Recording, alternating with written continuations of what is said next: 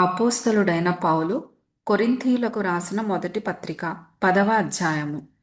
సహోదరులారా, ఈ సంగతి మీకు తెలియకుండుట నాకిష్టము లేదు. అదేదనగా మన పితరులందరూ మేఘము క్రింద నుండిరి. వారందరును సముద్రములో నడచిపోయిరి.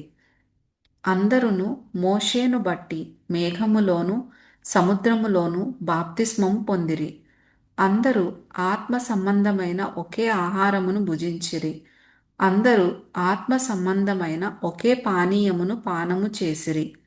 ఏలయనగా తమ్మును వెంబడించిన ఆత్మ సంబంధమైన బండలోనిది త్రాగిరి. ఆ బండ క్రీస్తే. అయితే వారిలో ఎక్కువ మంది దేవునికిష్టులుగా ఉండకపోయిరి గనుక అరణ్యములో సంహరింపబడిరి. వారు ఆశించిన ప్రకారము మనము చెడ్డవాటిని ఆశించకుండునట్లు ఈ సంగతులు మనకు దృష్టాంతములుగా ఉన్నవి. జనులు తినుటకును త్రాగుటకును కూర్చుండి ఆడుటకు లేచిరి అని వ్రాయబడినట్లు వారిలో కొందరి వలె మీరు విగ్రహారాధకులై ఉండకుడి. మరియు వారి వలె మనము వ్యభిచరింపకయుందము. వారిలో కొందరు వ్యభిచరించినందున ఒక్క దినముననే 23,000 మంది కూలిరి. మనము ప్రభువును శోధింపకయుందము. వారిలో కొందరు శోధించి సర్పముల వలన నశించిరి. మీరు సణుగకుడి. వారిలో కొందరు సణగి సంహారకుని చేత నశించిరి. ఈ సంగతులు దృష్టాంతములుగా వారికి సంభవించి యుగాంతమందున్న మనకు బుద్ధి కలుగుటకై వ్రాయబడెను. తాను నిలుచుచున్నానని తలంచుకొనువాడు పడకుండునట్లు జాగ్రత్తగా చూచుకొనవలెను.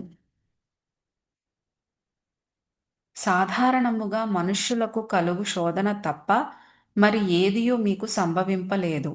దేవుడు నమ్మదగినవాడు. మీరు సహింపగలిగినంత కంటే ఎక్కువగా ఆయన మిమ్మును శోధింపబడనీయడు. అంతేకాదు, సహింపగలుగుటకు ఆయన శోధనతో కూడా తప్పించుకొను మార్గమును కలుగజేయును. కాబట్టి నా ప్రియులారా, విగ్రహారాధనకు దూరముగా పారిపొండి. బుద్ధిమంతులతో మాటలాడినట్లు మీతో మాటలాడుచున్నాను. నేను చెప్పు సంగతిని మీరే ఆలోచించుడి. మనము దీవించు ఆశీర్వచనపు పాత్రలోనిది త్రాగుట క్రీస్తు రక్తములో పాలు పుచ్చుకొనుటయే గదా.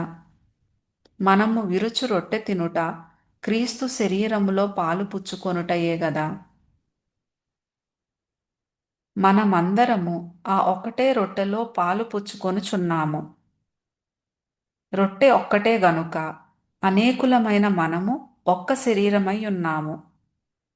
శరీర ప్రకారమైన ఇశ్రాయేలును చూడుడి. బలి అర్పించిన వాటిని తినువారు బలిపీఠముతో పాలివారు కారా? ఇక నేను చెప్పునదేమి? విగ్రహార్పితములో ఏమైనా ఉన్నదని అయినను, విగ్రహములలో ఏమైనా ఉన్నదని అయినను చెప్పెదనా? లేదుగాని అన్యజనులర్పించు బలులు దేవునికి కాదు, దయ్యములకే అర్పించుచున్నారని చెప్పుచున్నాను. మీరు దయ్యములతో పాలివారవుట నాకిష్టము లేదు. మీరు ప్రభువు పాత్రలోనిది దయ్యముల పాత్రలోనిది కూడా త్రాగనేరరు. ప్రభువు బల్ల మీద ఉన్నదానిలోనూ దయ్యముల బల్ల మీద ఉన్నదానిలోనూ కూడా పాలు పొందనేరరు. ప్రభువునకు రోషము పుట్టించెదమా? ఆయన కంటే మనము బలవంతులమా?